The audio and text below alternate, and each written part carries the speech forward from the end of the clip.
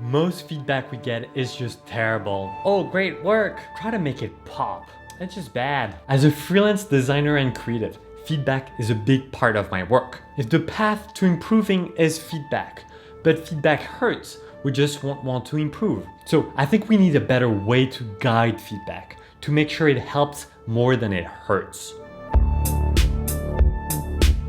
We have to realize that feedback is about perspective. Just to illustrate my point, this is your creation. This is the article, the video, the painting, the sculpture, the app you're creating. And this is the person giving you feedback, the critic. And then this is you, the creator. Perspective of the critic should be focused on the creation, not the creator. Let's not make things personal.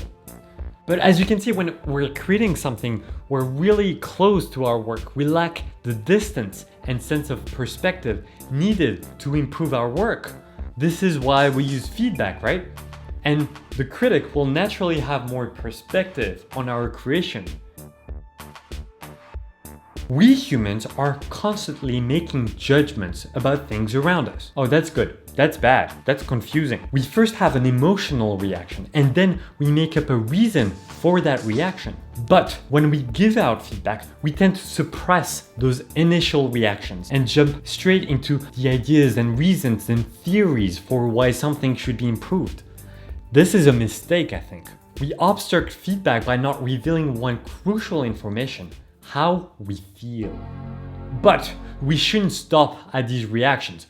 I think we should connect these reactions to specific parts of the creations. So first we react, and then we connect our reaction to the creation, and then we can suggest improvements. This makes the feedback specific, practical, and therefore useful. So to guide feedback, we should start with feelings. Every time we give or seek feedback, we should ask, what is awesome? What is boring? What is confusing? And what is missing? It's easy to remember, A, B, C. So first question, what is awesome? What is awesome about that work? Starting here with the awesome question just starts the feedback on a positive note. Here we should really share what we find exciting. And really the delivery of feedback is as important as its content. And great feedback is energizing. It gives us a renewed sense that our work is worthwhile, a feeling of improvement. When we share that energy by asking what's awesome, we're making the other person an ally, not an opponent. Now, on to the next letter, B. B for boring. What is boring about that work? When we ask this question, we get information about what to remove. What's boring doesn't serve as much towards achieving that objective. The creator can then think about managing expectations, creating small moments of delight, or just cutting out what's not necessary. Then, third question, what is confusing? This question brings a conversation about clarity. Clarity in our work should always be the priority. It's the designer's first job. Think about the information hierarchy, what's most and least important in our work. And that dissipates the potential confusion. By asking about that confusing question, we'll get feedback about how to make our work more consistently clear. In my experience, asking that confusing question always brings me many ideas and ways to improve my work. And then finally, what is missing? As opposed to the boring question, which usually prompts us to remove things, here, this question really helps us add what's missing.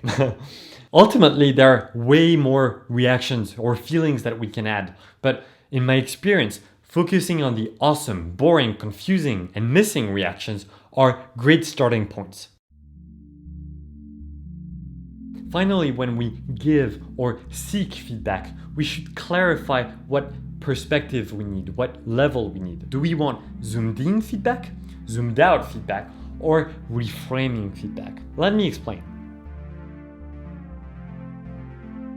When we're giving zoomed in feedback, we're looking at the details, noticing small things, typos, misalignment, rough edges. The devil is in the details. Here's an example. Hey Ben, what I think is really awesome about this video is the animations that you use.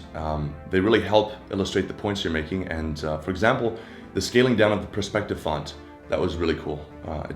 It shows how much effort you put into this video. And to make it even more awesome, I would consider changing the background image or the background color of those icons that you used in second 35.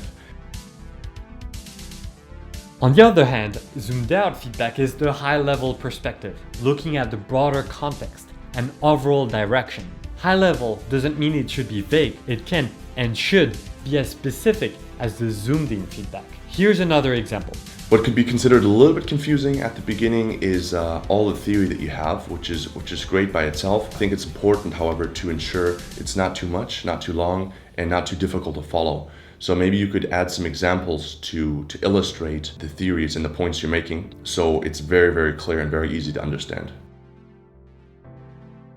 Finally, when we're reframing, we're switching perspectives entirely and looking at the creation from a new angle. This can lead to valuable insights. With reframing feedback, we can realize that the work we've created has value in an entirely different field. And here's a final example. The framework here that you created could be used in so many different situations. Number one, by freelancers who create websites or who write articles, but even board members, CFOs, CEOs, who maybe have a PowerPoint presentation, or university lecturers. This framework can be used in all these different situations. And to make it a little more exciting, maybe you could give some potential use cases on how this framework could actually be implemented in all these examples, or some of these examples at least.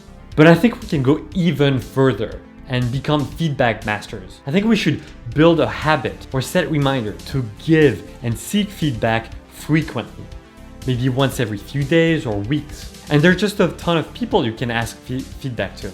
Your friends, family, colleagues, your boss, or on Fiverr, preferably by being in an environment where everyone is open to give and seek feedback. We can just improve more in these environments. And this is exactly what I'm trying to build right now with Super Creative's challenges. When we have experience, we actually seek feedback less because of the social pressure to appear confident and self-assured. But there's always room for improvement. And I think that even the pros with the ABC questions and the right perspective, we can keep on growing.